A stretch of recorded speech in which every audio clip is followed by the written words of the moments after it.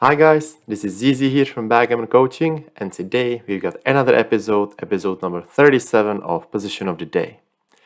Before we start, you can definitely notice something new.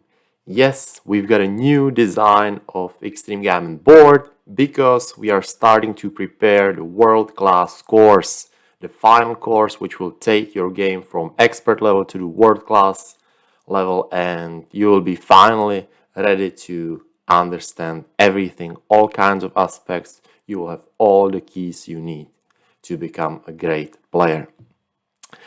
Now let's get ready to the position. This position was played in last weekend in the German Championship between two top players, between Dirk Schiemann and Mislav Kovacic, and this was a very interesting position. So it's a 15-point match. Score was 7-3, 7-13 to 15, and cube is already given.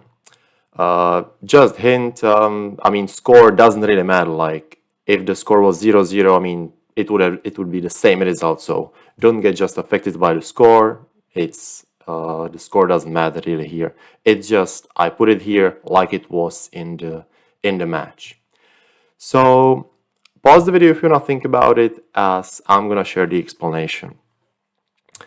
So looking at these double threes, we can see we've got a bunch of options, like usually we do with doubles, right? So the key is to always look at the options and tell the future correctly. So let's get into it and let's see some random option. Well, not random options, but obviously some options which we can consider to be the best play. So let's start, for example, with making the deuce point. If we make the deuce point, I guess the last one I would play probably 2017, since, well, okay, now the score would matter, since even if I get hit, I'm just gonna lose anyway, and I don't care if I lose the gammon or not. So let's say this would be the play, or this would be the play. Well, doesn't matter, doesn't change the future that much. I'll probably play this as I'm gaining a lot if he dances. So looking at this, we need to realize what the future is. How likely our position is going to be good, how likely our position is going to be bad, and then compare with some other examples. So if I make this move, well, if he hits me, I'm just dead. I don't think I can win anymore. I'm in a very, very bad shape. So that's like one big warning here. If he misses, if he dances, then obviously I'm in a perfect position, even though I still don't need to cover. As well, I'm actually not a favorite to cover. So that's also important to realize, yeah. So seeing this is all we need to know now, we just remember, we realize what's going to happen if we do this. Then actually, well, we could make the deuce point and play 4-1, which would be probably the option. So I would probably prefer even this because, well, if he enters, we are still in, I don't want to say really good position, but in okay, good position, yeah. If he enters, if he dances, again, it's great, but well, now, well, not that great like before, of course, right? Then we've got what? Then we could hit on the 11. And again, I've already suggested the move, actually. And well, let's just think about this like a risk-reward question, right? We have two options. Well, maybe three, but we can play 11-8 or we can play 4-1. And I know this is usually not nice. You don't want to betty checkers, whatever. But let's really think about it, okay? If we play this and opponent rolls a 4 or even a deuce, we are definitely not happy. If we get hit, we are probably not even favorites, right? So we are not in a good shape, probably in a bad shape.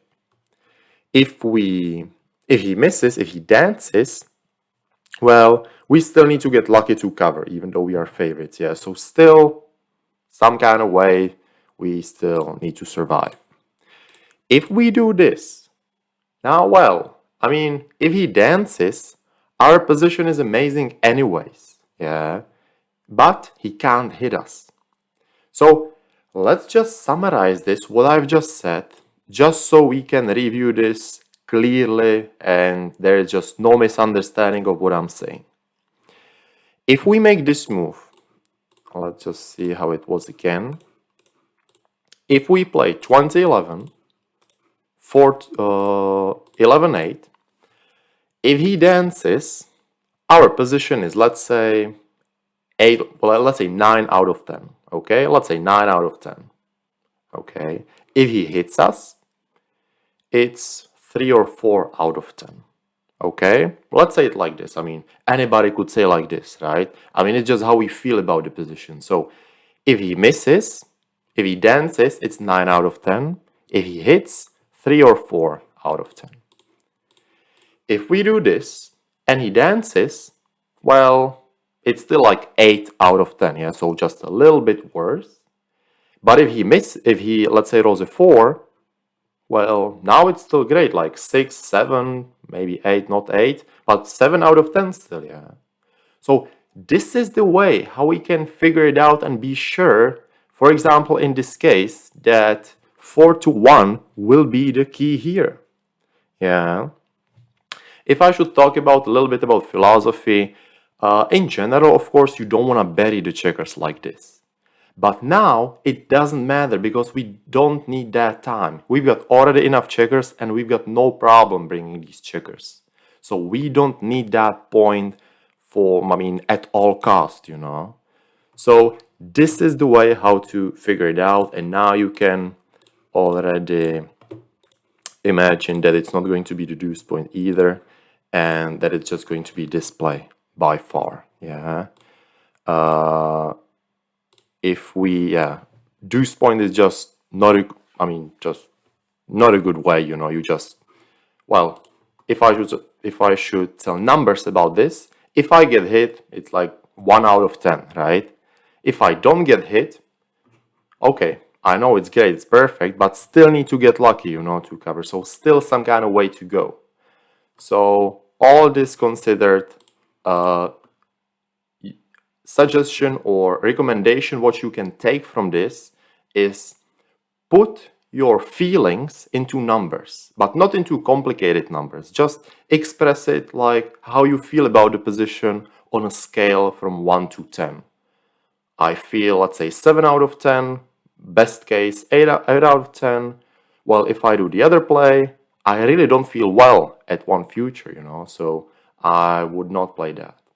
So I know this was a little bit complicated, well, not a little bit complicated, but maybe mixed up with something, but if you just understand what I mean and try to use these things, it will just improve your game by far.